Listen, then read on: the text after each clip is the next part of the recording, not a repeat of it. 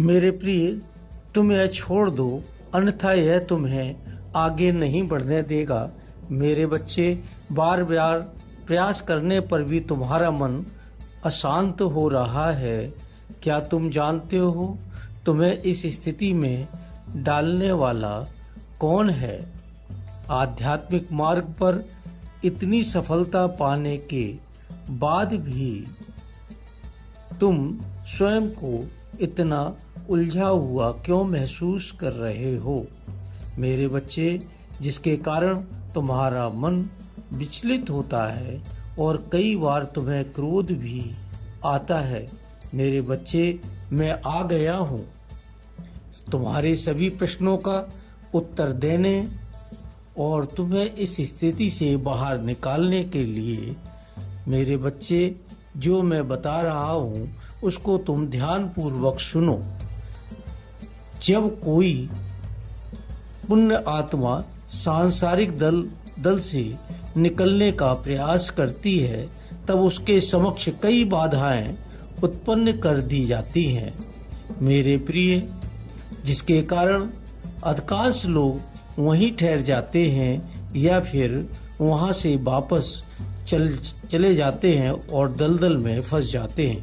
किंतु जो स्वयं पर विश्वास करते हुए और सभी बाधाओं को पार करके आगे निकल जाते हैं, वह इस ब्रह्मांड के सत्य से परिचित होने लगते हैं। उनके जीवन में कई प्रकार के बदलाव होते हैं। मेरे प्रिय, नकारात्मक और स्वार्थी लोग उनके जीवन से अपने आप ही दूर चले जाते हैं। किंतु फिर भी एक ऐसा समय आता है जहां उन्हें पुनः परीक्षा देनी होती है, यह प्रमाणित करने के लिए कि वह आध्यात्मिक मार्ग में आगे जाने योग्य हुए हैं या नहीं। मेरे प्रिय, तुम अपने जीवन में उसी मोड़ पर आकर खड़े हुए हो जहां तुम्हारी भावनात्मक परीक्षा का खेल रचा गया है। मेरे प्रिय, तुम्हारे समक्ष वही पुरानी स्थिति उत्पन्न हो जाएगी जहां से तुम्हारा अहित करने वाले कोई दूसरे नहीं, तुम्हारे प्रियजन ही दिखलाई देंगे। संभव है तुम्हारे परिवार का ही सदस्य तुम्हारे पीछे षड्यंत्र रच रहा हो। ऐसी स्थिति में तुम भावनात्मक रूप से कमजोर दिखलाई दोगे, क्रोध तुम पर हावी होगा। मेरे प्रिय, और न चाहते हुए भी तुम इस चक्रव्यूह में फंसते चले जाओगे। तुम्हारा आध्यात्मिक हृदय बार बार तुम्हें बता रहा है कि यह एक महज षड्यंत्र है। सावधान हो जाओ और ईश्वर पर विश्वास करो। किंतु सांसारिक कपटी बुद्धि तुम्हें उसमें उलझाने का पूरा प्रयास कर रही है। मेरे बच्चे, इस प्रकार समझो, तुम दोराहे पर आकर खड़े हो गए हो और तुम्हारे समक्ष दो मार्ग दिखलाई दे रहे हैं। एक मार्ग जो धुंधला जान पड़ता है और वृक्षों से, झाड़ियों से ढका हुआ है। वहीं दूसरी तरफ एक ऐसा मार्ग है जो प्रत्यक्ष दिखलाई दे रहा है। उस पर हजारों ऐसी चीजें हैं जो तुम्हें आकर्षित कर रही हैं।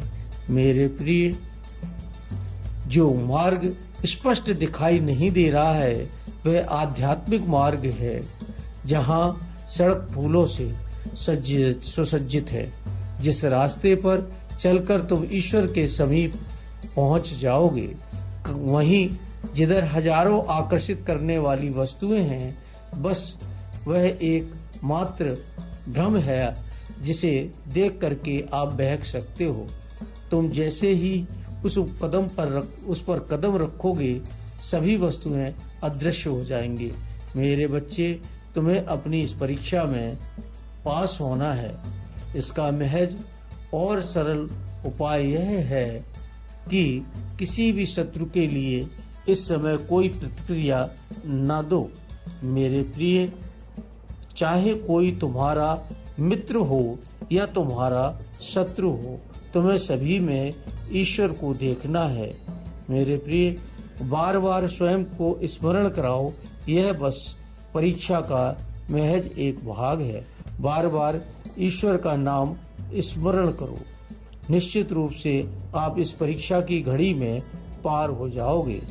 शीघ्र ही तुम्हें एक सुंदर अध्याय मिलेगा जिसमें तुम प्रवेश करोगे। ईश्वर आपकी मदद करेगा।